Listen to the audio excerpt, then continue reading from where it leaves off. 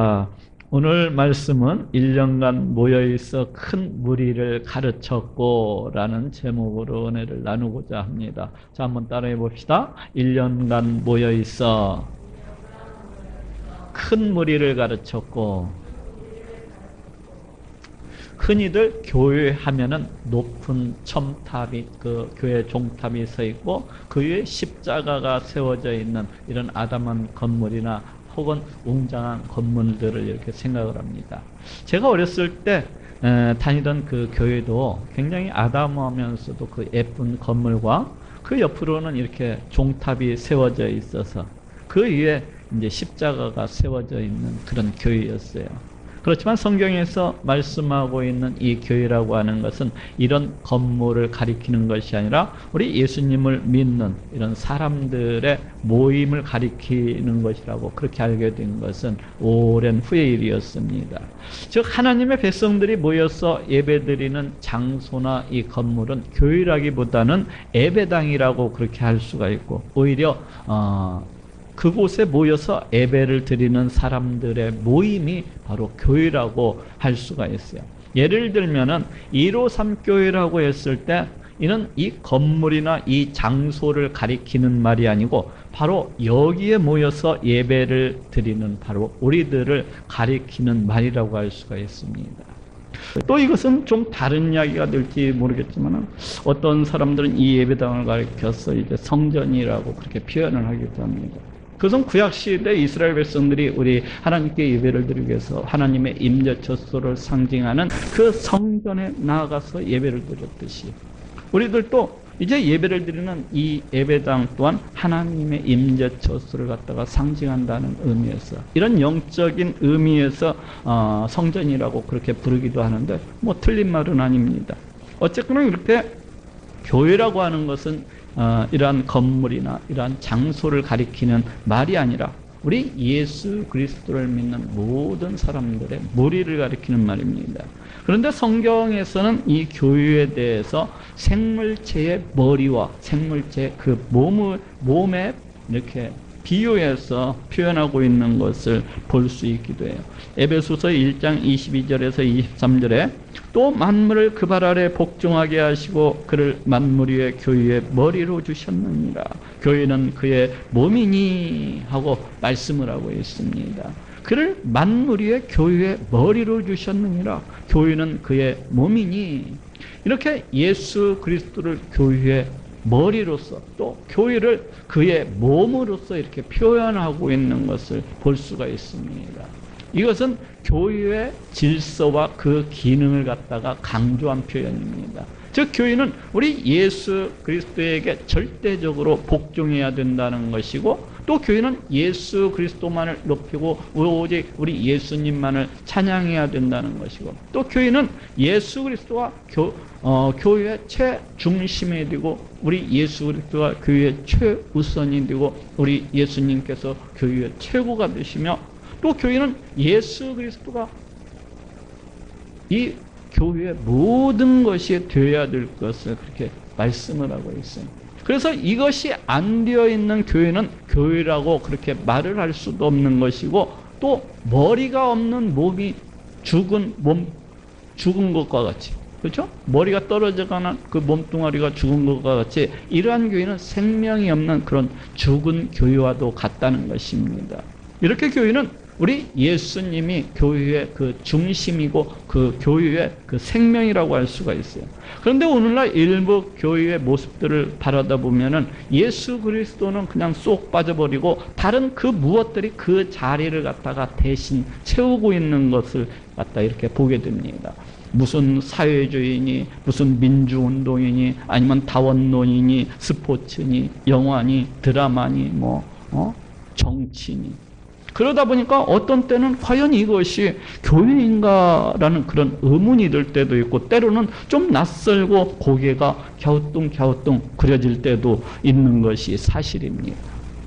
그런 면에서 오늘 본문에 나오는 이 안디옥 교회는 우리 교회가 어떠해야 되는지에 대해서 그 모델을 아주 잘 제시를 해주고 있습니다.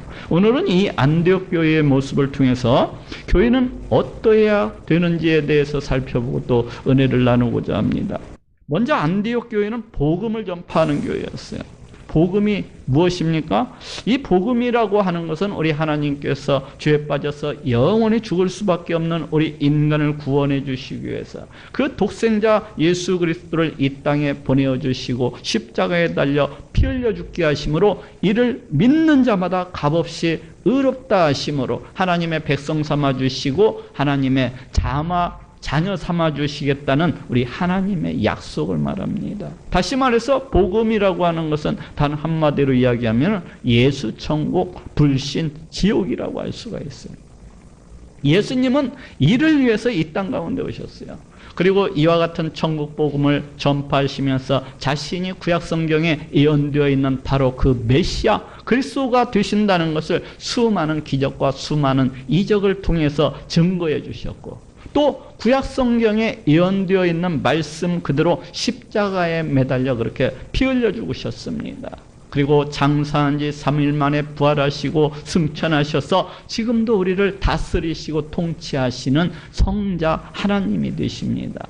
그리고 지금도 예수님께서는 우리 가운데 성령을 보내주시고 그 성령을 통하여서 2000년 전에 이 땅에 오셔서 행하셨던 것처럼 똑같이 지금 이 순간에도 복음을 전파하고 계신 것을 볼 수가 있습니다. 우리 예수님께서 교회를 세우신 이유도 이 복음을 전파하는데 그 주 목적이 있다고 하겠어요.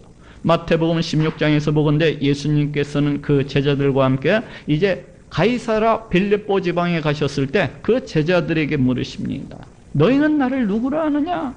그때 베드로가 나서서 주는 그리스도시요 살아계신 하나님의 아들이시니다 하고 대답을 하고 있어요. 그럴 때 우리 예수님께서는 크게 뛸 듯이 기뻐하고 또 기뻐하시면서 네가 복이 있도다 하시면서 베드로의 그 믿음의 고백 위에 교회를 세우실 것을 그렇게 말씀을 하고 있어요. 그러면서 다음과 같이 말씀하고 있습니다. 마태복음 16장 19절에 내가 천국 열쇠를 네게 주리니 네가 땅에서 무엇이든지 매면 하늘에서도 매일 것이요 네가 땅에서 무엇이든지 풀면 하늘에서도 풀리리라 하고 말씀을 하고 있어요. 내가 천국 열쇠를 네게 주리니, 이게 무슨 말입니까? 여기에서 너라고 하는 것은 이제 베드로를 대표로 하는, 곧 주는 그리스도시요 살아계신 하나님의 아들이시니다 하고 고백을 하는 우리 모든 성도들을 가리킨다고 할 수가 있어요. 또 여기에서 천국 열쇠를 준다고 하는 것은 하나님 나라 곧 교회를 관리하는 청지기로서의 사명을 부여해 주신다는 그런 의미를 가지고 있습니다. 즉 그 옛날 청지기들이 그 주인으로부터 그 권한을 위임받아서 그 주인의 모든 것들을 갖다가 대신 관리하고 이렇게 수행을 했던 것처럼 우리 예수님께서도 우리를 갖다가 이제 청지기로서 삼아주셔서 하나님 나라 곧 교회의 모든 것들을 관리하도록, 모든 일들을 갖다가 수행하도록 그렇게 하시겠다는 거예요. 다시 말해서 그 옛날 청지기들이 그 주인으로부터 그 권한을 위임받아서 그 주인의 일을 대신 수행했던 것처럼 우리 예수님께서도 우리를 갖다가 청지기로서 삼으셔서 자신의 복음 전파 사역을 대신해서 수행해 나갈 수 있도록 그렇게 하시겠다는 의미입니다. 네가 땅에서 무엇이든지 매면 하늘에서도 매일 것이요 네가 땅에서 무엇이든지 풀면 하늘에서도 풀리리라. 그래서 네가 땅에서 기도하면 하늘에서 그렇게 되리라는 것이고, 그래서 네가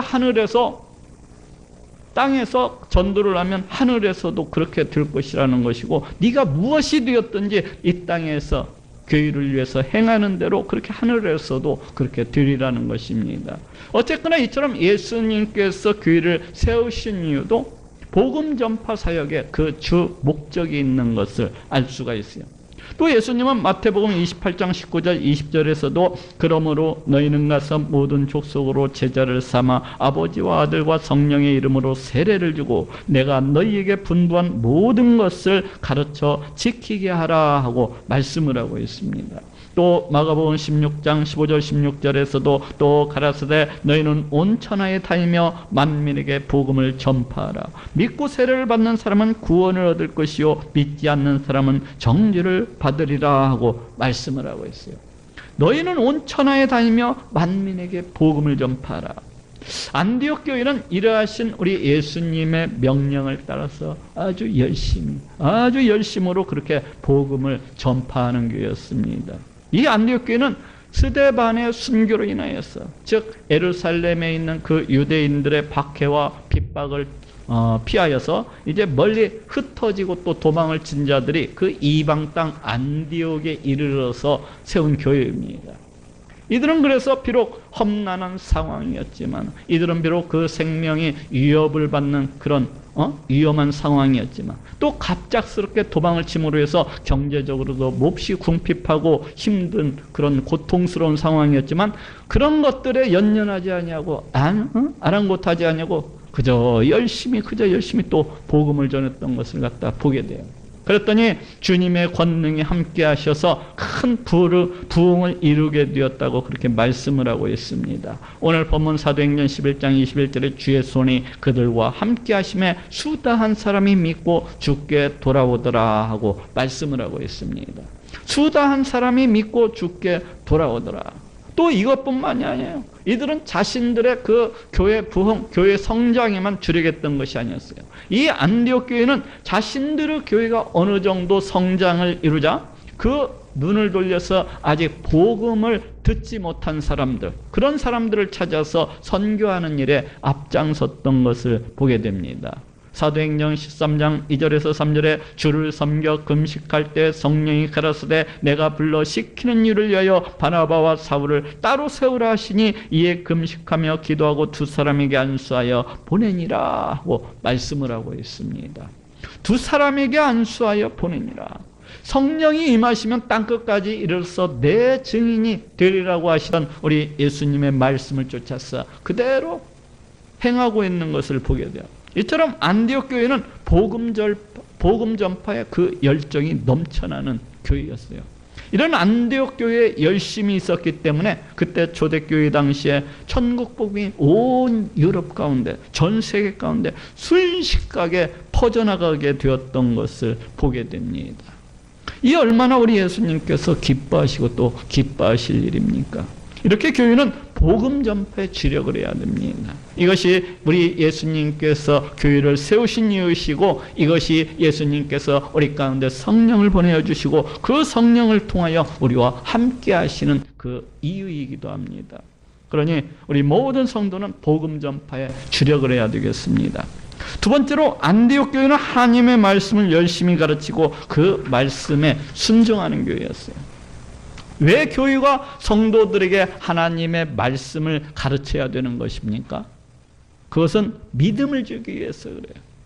믿음이라고 하는 것은 그냥 어느 날 우연히 그렇게 생겨나는 것이 아닙니다. 믿음이라고 하는 것은 내가 예수님에 대해서 알아야만이 생겨날 수가 있어요.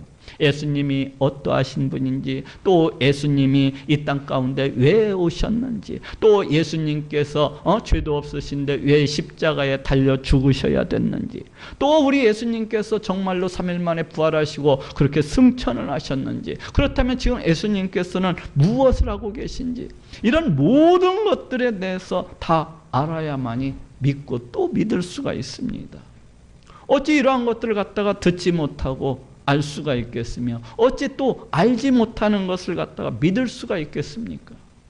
그래서 로마서 10장 13절에서 14절에도 누구든지 주의 이름을 부르는 자는 구원을 얻으리라. 그런즉 저희가 믿지 아니하는 이를 어찌 부르리요? 듣지도 못한 이를 어찌 믿으리요? 전파하는 자가 없이 어찌 들으리요? 하고 말씀을 하고 있어요. 즉 이 말씀은 누군가 복음을 갖다가 전해주는 자가 있어야 들을 수가 있다는 것이고, 또 들어야만이 알 수가 있다는 것이고, 또 알아야만이 믿을 수가 있는 거고, 믿어야만이 구원을 갖다가 받을 수가 있다는 것입니다.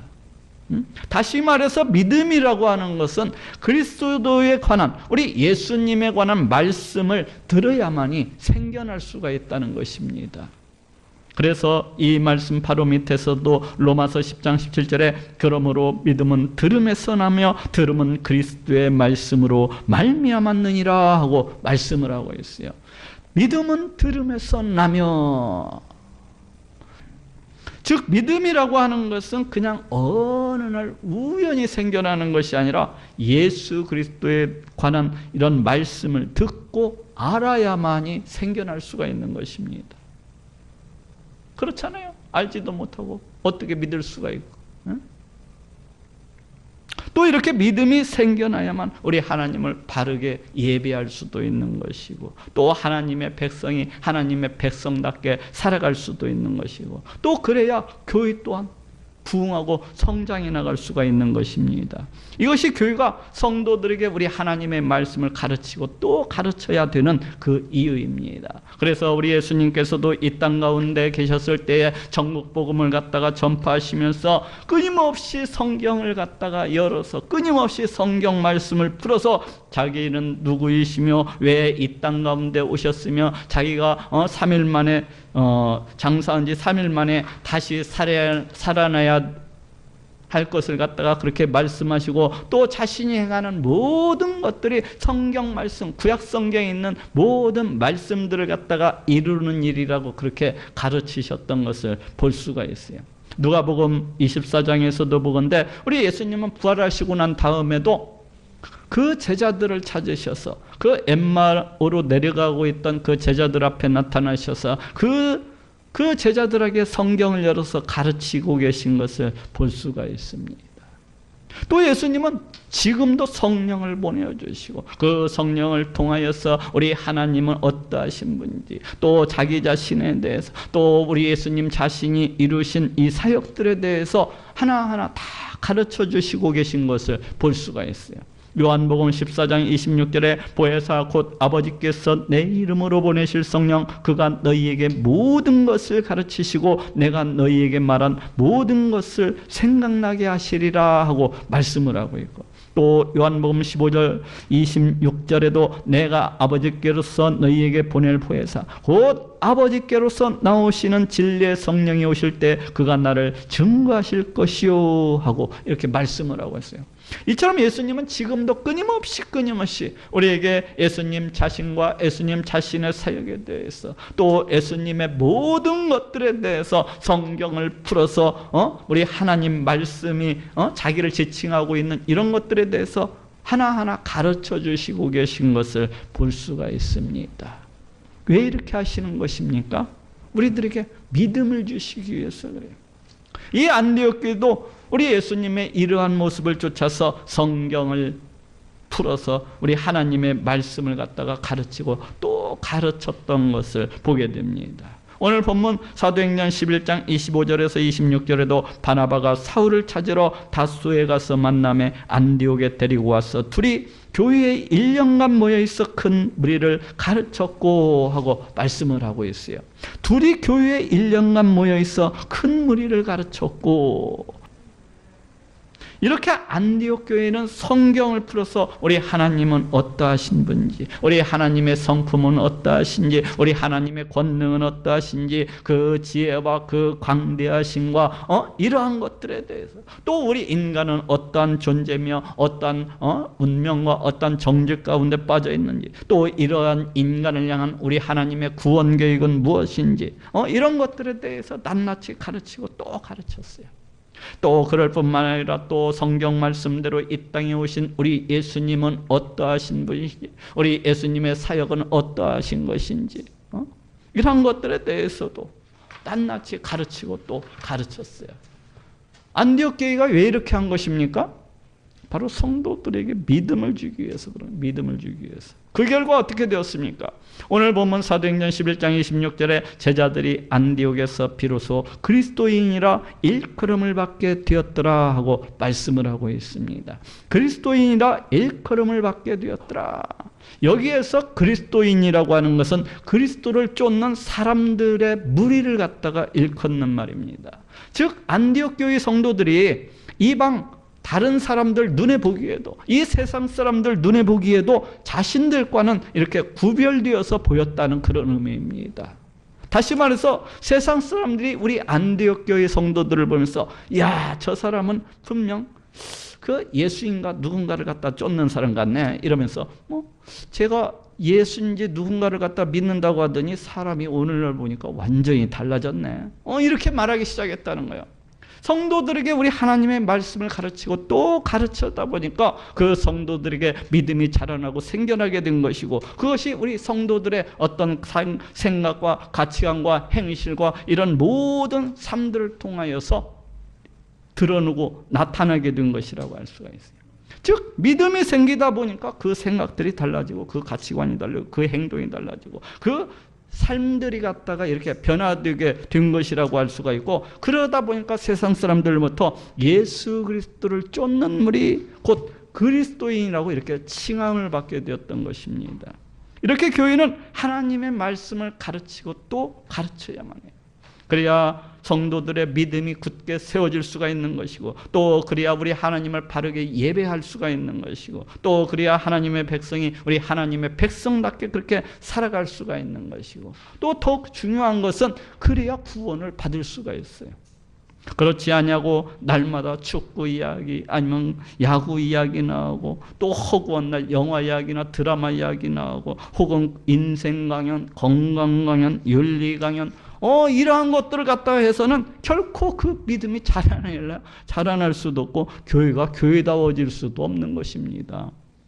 그러니 교회는 반드시 우리 하나님의 말씀을 갖다가 가르치고 또 가르쳐야 되고, 또 반대로 우리 성도들은 그 하나님의 말씀을 갖다가 사모하면서 배우기를 갖다가 기뻐하고 즐거워야 됩니다. 마지막으로 안디옥 교회는 뜨겁게 기도하는 교회였어요. 왜 교회가 기도해야 되는 것입니까? 그것은 우리 하나님의 백성이 우리 하나님과 뜨거운 교제를 나누기 위해서, 또 마귀의 미혹과 마귀의 계계로부터 승리하는 그런 삶을 살아가기 위해서, 또 성령 충만함으로 우리 하나님의 일들을 갖다가 수행해 나가기 위해서, 또 이외에도 너무나도 우리가 기도해야 되는 이유는 너무나도 많습니다.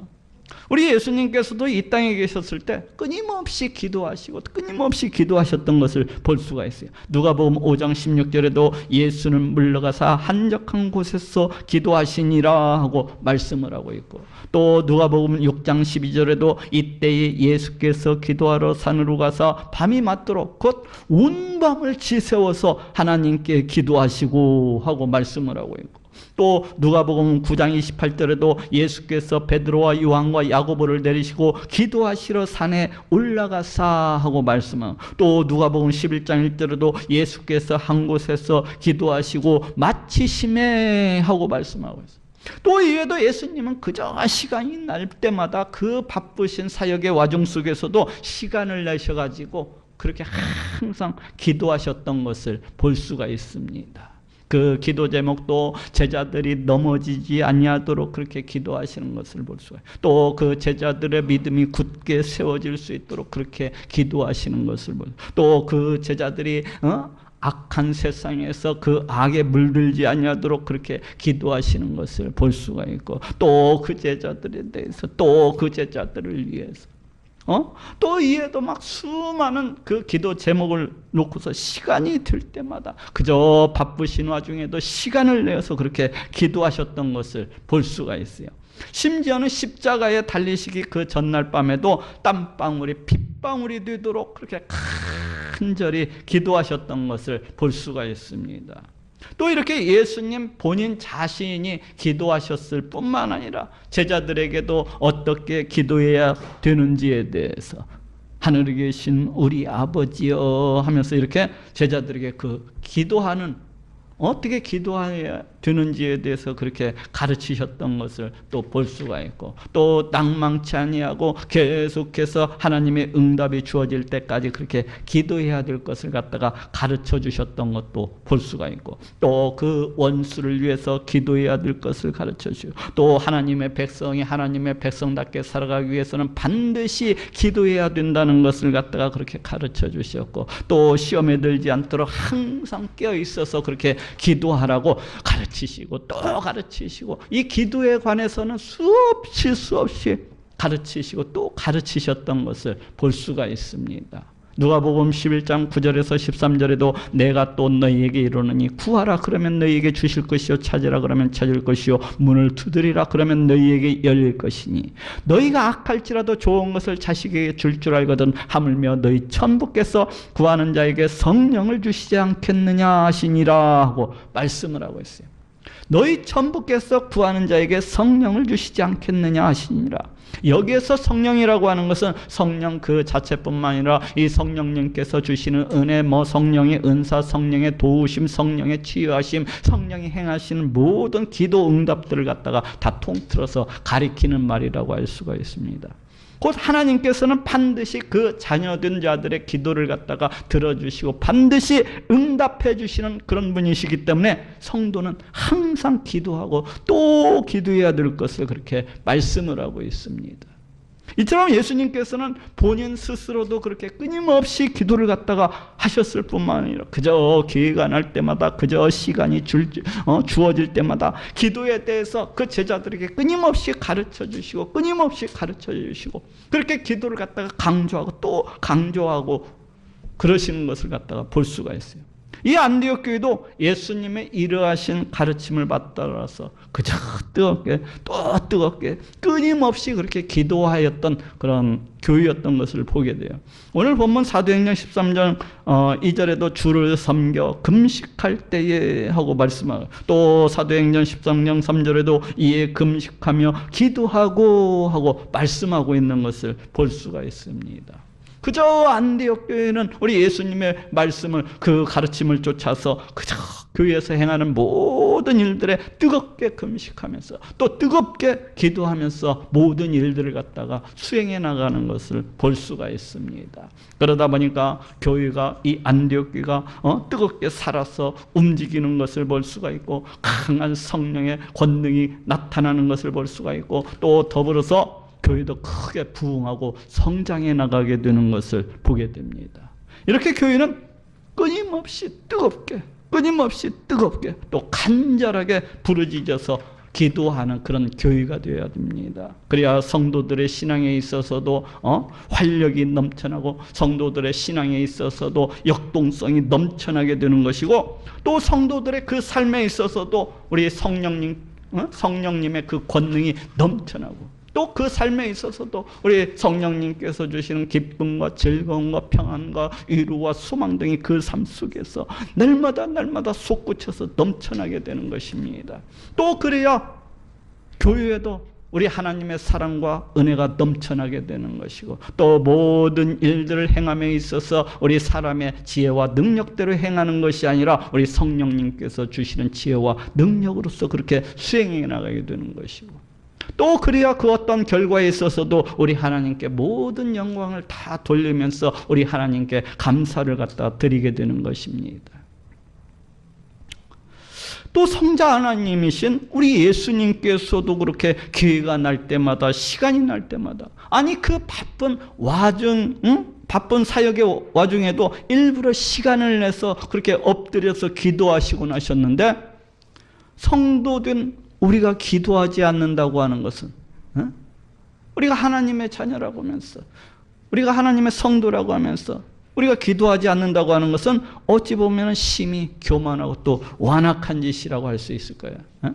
우리 성자 하나님이신 그 예수님께서도 그렇게 땀방울이 핏방울이 되도록 그렇게 간절히 부르짖어서 그렇게 기도하시곤 하셨는데 성도된 우리가 그냥 기도한다고 대충 설렁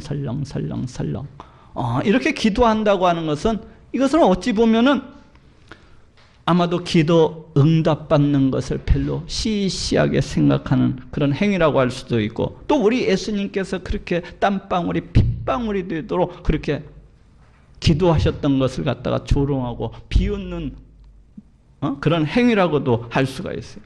그저 마지못해서 그저 마음도 없이 그저 형식적으로 이렇게 기도하는 것은 참으로 성자 하나님이신 우리 예수님보다도 더 높은 자리에 올라앉은 교만하고 또 교만한 자라고 해야 될 것입니다. 그러니 저희 일어섬교는 이러한 사람이 단 한 사람도 없도록 모두가 뜨겁게, 모두가 간절하게 땀방울이 핏방울이 되도록 기도하시는 모든 분들이 되시기를 바랍니다. 그래서 교회도 살고 성도도 복받는 교회, 또 성령 충만한 그런 뜨거운 교회가 될 수 있기를 소망을 합니다. 자, 따라합시다. 1년간 모여있어 큰 무리를 가르쳤고, 교회는 항상 우리 예수님이 중심이 되어야 됩니다. 우리 예수님이 항상 우리 삶의 최우선이 되고, 우리 예수님이 우리 삶의 최중심이 되고, 우리 예수님이 우리 삶의 최고가 되고, 우리 예수님이 우리 삶에 있어서 우리의 기쁨과 즐거움과 기쁨이요, 위로요, 평안이요, 우리 예수님이 보아가 되어야 되고, 우리 예수님이 내 삶에 있어서 모든 것이 되어야 됩니다. 교회는 모든 성도들이 이러한 믿음 가운데 이룰 수 있도록 항상 하나님 말씀을 갖다가 가르치고 또 가르치기를 갖다가 힘써야 되고, 또 모든 성도들이 성령 충만으로 이 성령의 권능 안에서 살아갈 수 있도록 뜨겁게 부르짖는 그런 교회가 될 수 있도록 그렇게 해야만 합니다. 그리고 더 나아가서는 예수 그리스도의 그 놀라우신 구원의 은총과 그 사랑을 전파하는데 온 힘을 다 쏟아야 되겠어요. 이것이 교회다운 교회의 모습입니다. 이를 위해서 다 같이 애쓰고 힘쓰시는 모든 분들이 되시기를 우리 예수님의 이름으로 축원합니다.